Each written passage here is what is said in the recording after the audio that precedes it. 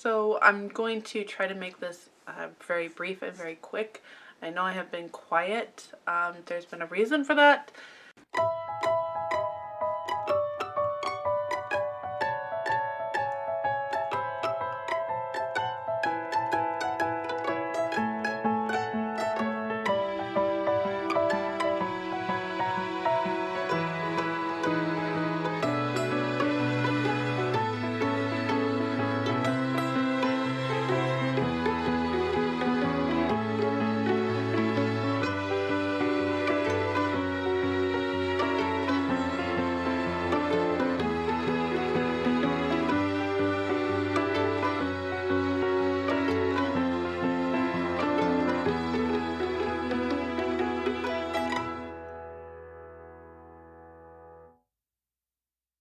So, uh, uh, October 30th, my sister came, and I like to spend time with family when they're here. I tend to cut out things like filming and uploading and editing and things like that, and I just try to make it all about the family, giving kids opportunities to spend more time with their aunts, so I'll end up doing more of their chores and things like that. So I had filmed stuff so I could edit and have uploaded during this time. It just didn't happen. And then once she left, about 4 days after that, I had another sister come visit. And even though it was a brief visit, she was only here for 2 or 3 days. No. Thursday, Friday, Saturday. About 3 days. It was just time spent with her and really enjoyable. But in between those two times, my husband had to go out of town, and I played single parent for a few days in that. And during that time, I caught this cough cold that's going around. It's not the C word, but in between my husband being gone, I seriously thought it was a full moon week because my kids' volume, all of them, even my more docile girls, their volume was up here, which meant my volume had to be up here to be heard over their craziness. They were literally rolling over each other all over the floor, laughing and screaming and giggling, and just this pent-up energy that, of course, I'm drained of energy. I'm like, I need some of that, whatever you have. All of that to say, we got that cold, and I lost my voice because of those 2 days of having to speak way up here. As you can tell, I'm still kind of getting over this. So, that was kind of in the middle of all of that. My sister went home early Sunday morning. Pretty much that day, I kind of just collapsed from all of the craziness and just didn't do everything that I needed to do and just kind of rested as much as I could, which I'm really glad I did. We had woken up, I got home from dropping my sister off at the airport at early in the morning to come home and then get everybody to church. And my youngest daughter, not my youngest kid, but my youngest daughter, who's the one that had heart surgery earlier this year, was complaining of some stomach pain. Now, when my siblings are here, I kind of am a little bit more lax on the wheat. And typically that does result in some stomach pain within the kids. And, you know, a few of them were complaining about it. But this girl typically doesn't complain. She's kind of more, I'll just tough up and deal with it kind of thing. And so I was like, well, the wheat really got to us this time. Okay, let's keep an eye on it. And we head off to church, but pretty much that day she just kept complaining of it, and I honestly was like, okay, there's no gas, I'm just going to keep an eye on this, and we'll just see where this goes. By evening, she was complaining more of it, and so I did the appendix test that my mom had taught me, and she failed that. I was like, okay, but she doesn't have a fever, she's not throwing up. It could, even though she's only 8, it could be ovaries, because honestly this test fails for me when my ovaries hurt really bad. I'm not really sure what's going on here. I'm going to play it by ear rather than rushing into the ER right now. The next morning she had a fever. Of course she did. And so that's Monday morning. My husband's off to work. I have 2 kids due this day. And kids, okay? The nearest urgent care is about 30 minutes away. I'm trying to figure out how to get everything juggled. So my husband canceled class. He was going to come home. One of the babysitter, or the kids I babysit, was able to find another babysitter last minute. So she had already been working on finding another babysitter, thank goodness. And we just had one kid that literally, I am the babysitter. A lot of these families just don't have anybody else. Everybody works. I'm home. I'm a stay-at-home mom. We kind of worked out. I had amazing church family kind of step up and take kids, and I took my daughter to urgent care. I explained the situation, like she's running a fever. I did this test and she failed it. And before they had given, they're like, did you give her Motrin? Did you give her any of this? I'm like, nope, I brought her in just as she is so that, you know, there's nothing clouded here for you. I don't know if I did the right thing, but that's just what I knew. I knew if there was going to be surgery, she shouldn't eat, she shouldn't drink. At that point, she had, like, already had a glass of water, but it's what, something that she went and got, and that's when I figured out she had a fever. So I didn't give anything else. So before she actually got the medication, doctor came in and did his test, and my daughter isn't flinching as he's pushing and prodding all over. He's like, she's not doing anything. I'm like, she was earlier, okay? Like, I tested, and it's worse than it was before, and this is before all the medication came in. What is going on? I'm not crazy. And he was a great doctor. He's like, hey, your mother's intuition. If you say this isn't normal, then I'm just going to go with it. Can she go to the bathroom? No, she can't go to the bathroom. Okay, let's do a CT scan. Make sure, rule this out. CT scan came back, and they're like, yeah, we need to do surgery. She's the next one up. So her appendix was inflamed, but it had not well, we didn't really know at that point. They were going to go in, and they were praying that they didn't find it ruptured or stuff leaking out that would entail us being there 3 days. So that was my Monday, and we got in at about, I left 8, so about 8:30 is when we got into the urgent care, and it was about 1 o'clock by the time she was able to go into surgery. It's about an hour, yeah, it was about an hour procedure. It was really fast. And then we were able to go home at about 8. Now, the amazing thing about this girl, I love her. When she had her heart surgery, they didn't open her chest. They went up through her thigh. But she woke up from the anesthesia, and she's like, hey, can we go home now? You know, we're all laughing.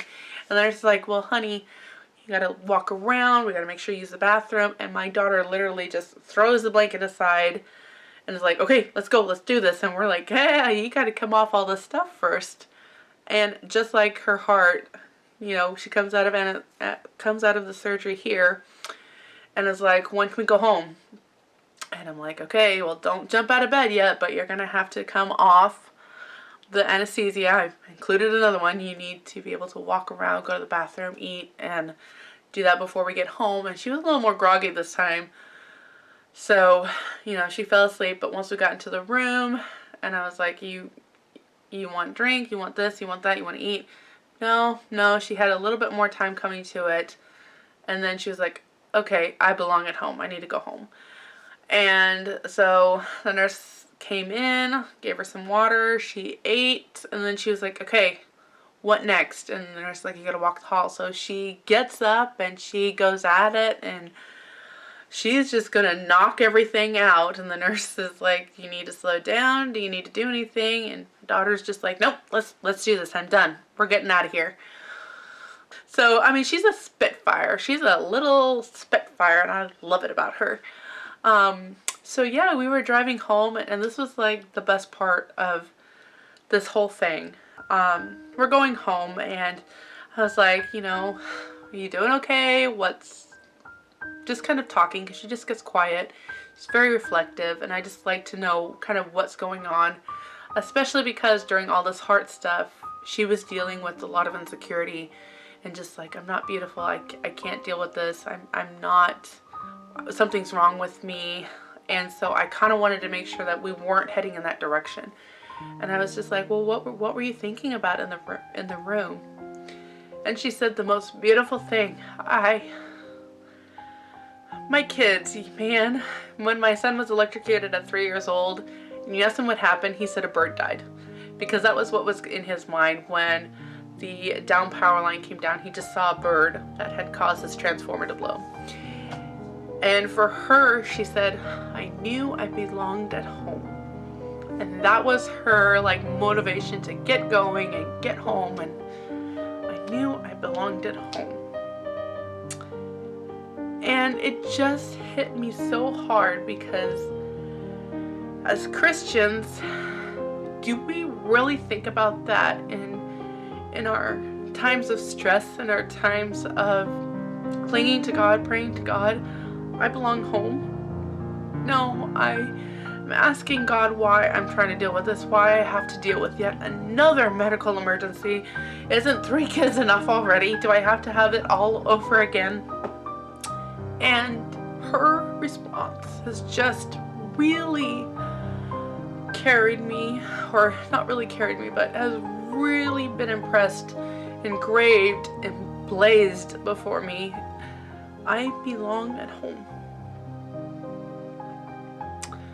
So, insofar as our videos, I can tell you right now that I'm just processing a lot and kind of going through a lot and dealing with emotions, trying to deal with being a big girl, put my big girl panties on, and just moving forward, doing what needs to be done.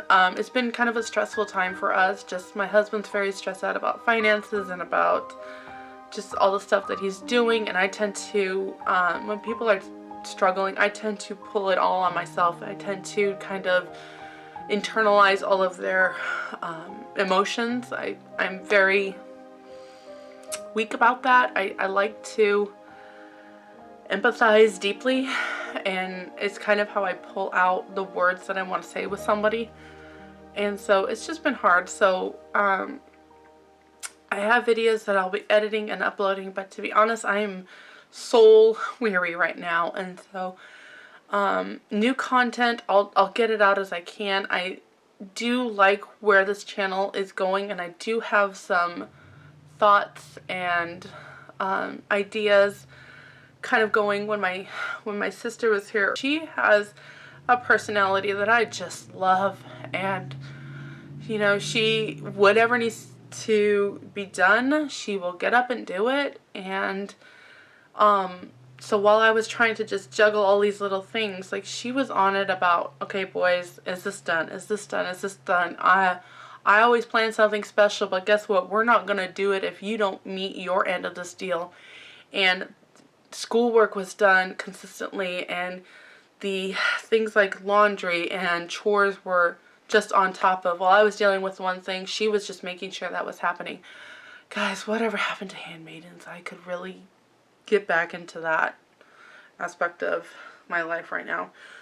I'm done. I'm done. So that's kind of where we've been, and probably what you can expect in the next couple of weeks. Just me trying to pick pieces back up. I have a video series started, which has just kind of been my minimalist home, and as I get an area done to where I'm happy and satisfied with it, I'm sharing that with you. But kind of a baby, or a branch off of that, has been minimalizing my home. You haven't seen any videos for that, but I have started those, and those are me going through each room and just being like, this is what I want the end result to be. How do I need to get to that point? And so I've been sharing that with you. I'm in my bedroom, and this is like the worst room in the house. This should be my sanctuary, and this is the worst room in the house. I just have a lot that I want to do, and I'm hoping that this will help others that aren't by nature a minimalist, that have a lot of struggles.